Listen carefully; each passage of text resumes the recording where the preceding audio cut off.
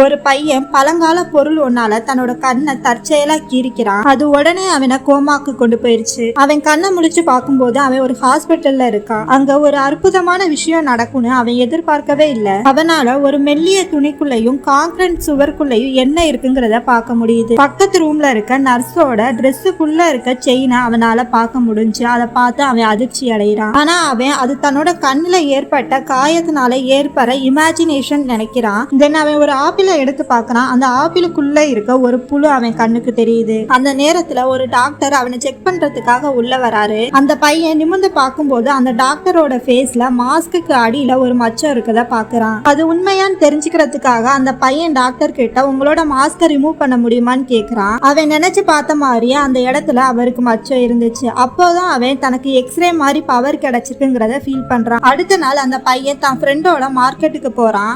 அப்போ ஒரு வியாபாரிட்ட இருக்க ஒரு கருப்பு கலர் பொருளை அவன் கவனிக்கிறான். அவன் தன்னோட எக்ஸ்ரே பார்வையால அந்த பொருளை ஸ்கேன் செஞ்சு பாக்குறான். அதை பார்க்கும்போது அது மதிப்பு மிக்க ஒரு பழமையான பொருள்ன்றத தெரிஞ்சு அவன் ஆச்சரியப்படுறான். அதோட விலையை அவன் கேட்கிறான். ஆனா அது ஒரு சாதாரண பொருள் நினைச்ச அந்த வியாபாரி அதை வெறும் 600ன்னு சொல்றாரு. அந்த பையனோட ஃப்ரெண்டு அந்த இடத்தை விட்டு நகர பாக்குறான். ஆனா அந்த பையன் எந்த ஒரு தயக்கமும் இல்லாம அந்த வியாபாரி கேட்ட காசை கொடுத்துறான். அந்த பையன் அந்த பொருளை எடுத்துக்கிட்டு பழைய பொருளோட நிபுணரை தேடி போறான். அங்க போய் அவர்கிட்ட அதை கொடுக்கும் போது அவனை சுத்தி இருக்க எல்லாம் அந்த கருப்பு பொருளுக்கு மதிப்பே இல்லை அப்படின்னு சொல்லி சிரிக்கிறாங்க.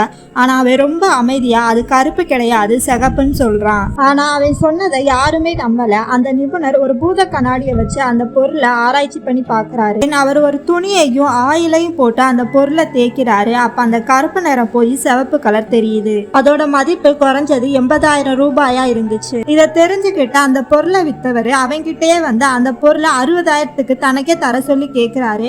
அவருக்கு பக்கத்துல இருந்த இன்னொருத்தர் அதே பொருளை 50,000க்கு கேட்கிறாரு. இதை கேட்டு அந்த வயசான நிபுணர் கோபப்பட்டு அந்த இடத்தை விட்டு போறாரு. வெறும் சில நிமிஷத்துல அந்த பையன் 600 ரூபாய 50,000 ரூபாயா மாத்திருந்தான். அந்த பையன் திரும்பவும் தன்னோட அதிர்ஷ்டத்தை சோதிச்சு பாக்குறதுக்காக இன்னொரு பழைய பொருள் விற்கிற கடைக்கு போறான். அந்த கடையோட ஓனர் விலை உயர்ந்த ஃபிளவர் வாஸை எடுக்கிறாரு. அந்த பையன் தன்னோட எக்ஸ்ரே பார்வையால அதை ஸ்கேன் பண்ணி அது ஒரு சாதாரண பொருளுங்கிறத கண்டுபிடிக்கிறான். இன்னும் சொல்ல போனா அது எப்படி செய்யப்பட்டதுங்கிறது கூட அவன் கண்ணுக்கு தெரியுது. உடனே அந்த கடையோட ஓனர் சொல்ற பொய்யை எல்லாரும் முன்னாடியுமே அவன் சொல்லிடுறான். தென் அவன் ஒரு பழமையான மதிப்பு மிக்க தட்டை பாக்குறான். அதை பார்த்து அவன் 50,000 ரூபாய்க்கு அதை வாங்கிடுறான். அவன் அந்த தட்டை எடுத்துட்டு ஒரு பழைய நிபுணர்கிட்ட மறுபடியும் போறான்.